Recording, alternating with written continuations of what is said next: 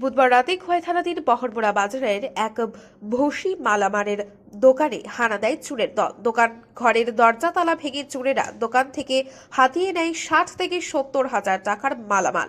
জানা যায়, বৃহস্পতিবার সকালে এক প্রাতঃভ্রমণকারী দোকানের মালিক নিখিল পালকে জানায় দোকান ঘরের দরজা খোলা। নিখিল পাল ঘুম থেকে উঠে দোকানের ভেতরে প্রবেশ করে দেখেন মূল্যবান সামগ্রী নেই। এরপর খবর দেওয়া হয় খোয়াই থানাতে। পুলিশ ঘটনাস্থলে এসে দোকানের মালিক নিখিল পালের সাথে কথা বলে। করতে পারি না, বুঝলেন না, আমরা তো 10টার সময় লাগাই গেছি গা।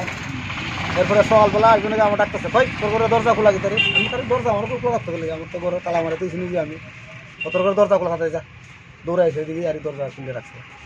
এরপর করে ঢুকলাম, ঢুকে দিয়ে ওই ওখানে আমার তেল নাই, সাবান নিছে গা, সিগারেট নিছে, 7-8 বান্ডিল সিগারেট নিছে।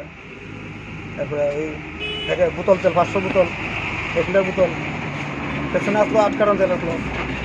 ওই জন্য ম্যাগি আসলো, ম্যাগি এটা ম্যাগিটা বড় বড় 80 টাকার ম্যাগি। চোর কিভাবে ঢুকলো আপনার? দরজা তালা তালা লক ভেঙে গেছে, লক ভেঙে ঢুকছে। আনুমানিক কত টাকার মাল চুরি হয়েছে? তা আমরা আইডিয়া মতো না 70 থেকে 80 হাজার টাকা। বেশি তো সব তো আমরা গণা নাই, বুঝছেন না, আমরা মাল তো আনতেছি ব্যস্ত আছি, আমরা কিছু পাইকারিও বেশি, খুচরাও বেশি, হয়তো কার্টন কার্টন আইনা বেশি আইনে রাখি করো। ওই জন্য এখানে 2 জনের কার্টন কার্টন মাল সকালবেলা দিছি আজকে। কাস্টমার তো এখন আমরা মাল তাদের বাজার বার দেখতে দিব।